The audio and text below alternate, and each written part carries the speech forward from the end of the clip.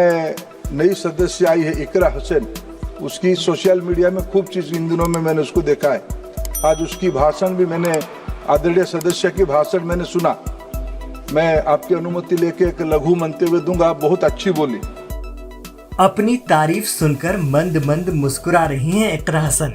जी हाँ, 18वीं लोकसभा में यूपी की कैराना लोकसभा से चुनी गई युवा सांसद इकरा हसन की वैसे तो हर जगह तारीफ होती है, लेकिन उनके सियासी विरोधी भी देश की संसद में उनकी प्रशंसा के पुल बांध रहे हैं। सरकार के सीनियर मंत्री धर्मेंद्र प्रधान भी इकरा हसन के बोलने के अंदाज के मुरीद हो गए हैं। लोकसभा में 2 अगस्त को जब केंद्रीय शिक्षा मंत्री धर्मेंद्र प्रधान अपनी बात रखने खड़े हुए तो उन्होंने सबसे पहले कैराना सांसद इकरा हसन की सराहना की।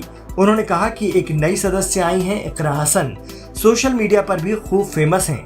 मैंने उनका भाषण आज सुना, बहुत अच्छा बोली। तारीफ के साथ साथ केंद्रीय मंत्री प्रधान ने इकरा हसन को बधाई दी, लेकिन अपने अंदाज में ये भी कह दिया कि जब मन से बोल रही थी तो ठीक बोल रही थी, लेकिन जब पार्टी वाली बात आती है तो थोड़ा भ्रमित हो जाती थी। ये सुनकर सांसद इकरा हसन भी मुस्कुरा दिए। नई सदस्य आई है इकरा हुसैन, उसकी सोशल मीडिया में खूब चीज़ इन दिनों में मैंने उसको देखा है। आज उसकी भाषण भी मैंने, आदरणीय सदस्य की भाषण मैंने सुना। मैं आपकी अनुमति लेके एक लघु मंतव्य दूंगा। बहुत अच्छी बोली। मैं सोच रहा था जब मन से बोल रही थी ठीक बोल रही थी, जब पार्टी वाला चीज आ जाता था थोड़ा भ्रमित हो जाती थी, लेकिन अच्छी बोली, उनको बधाई।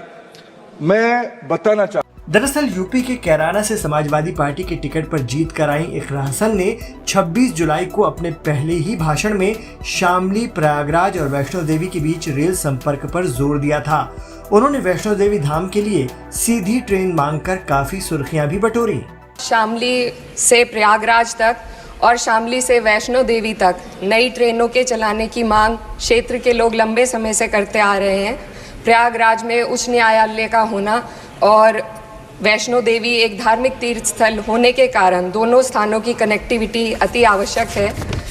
इसके बाद सांसद इकरा हसन ने अपने लोकसभा में क्षेत्र की शिक्षा व्यवस्था में सुधार के लिए अपनी मांगों को सदन में रखा, जिसमें उन्होंने शिक्षा मंत्री से अपने क्षेत्र में नए डिग्री कॉलेज खोले जाने से लेकर गर्ल्स हॉस्टल बनाने और शिक्षा मित्रों को लेकर अपनी बात रखी।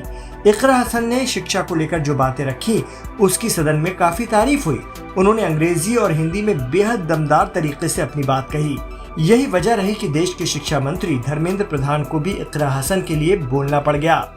Speak on the demand for grants of the Ministry of Education, and while the Union Ministry of Education recently celebrated the 4th anniversary of NEP 2020 with the week-long Shiksha Saptah, this grandstanding does nothing to address the stark reality.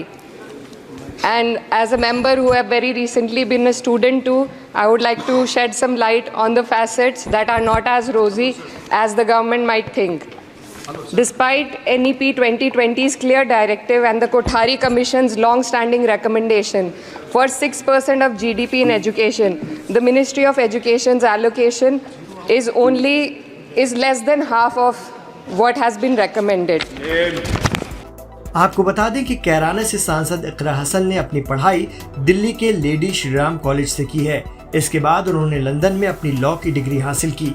उनका परिवार पिछले 40 सालों से इलाके की सियासत में सक्रिय है। उनकी मां सांसद रही हैं, भाई विधायक हैं, लेकिन समाजवादी पार्टी की उम्मीदवार के तौर पर अपने चुनाव कैंपेन और अब सांसद बनने पर अपनी जोरदार तकरीरों के लिए इकरा हसन को उनके विरोधी भी सराह रहे हैं। ये बड़ी बात है।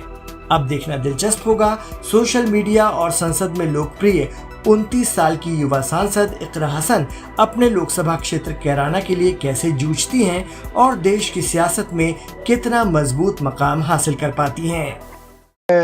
नई सदस्य आई है इकरा हुसैन, उसकी सोशल मीडिया में खूब चीज़ इन दिनों में मैंने उसको देखा है। आज उसकी भाषण भी मैंने, आदरणीय सदस्य की भाषण मैंने सुना। मैं आपकी अनुमति लेके एक लघु मंतव्य दूंगा। बहुत अच्छी बोली।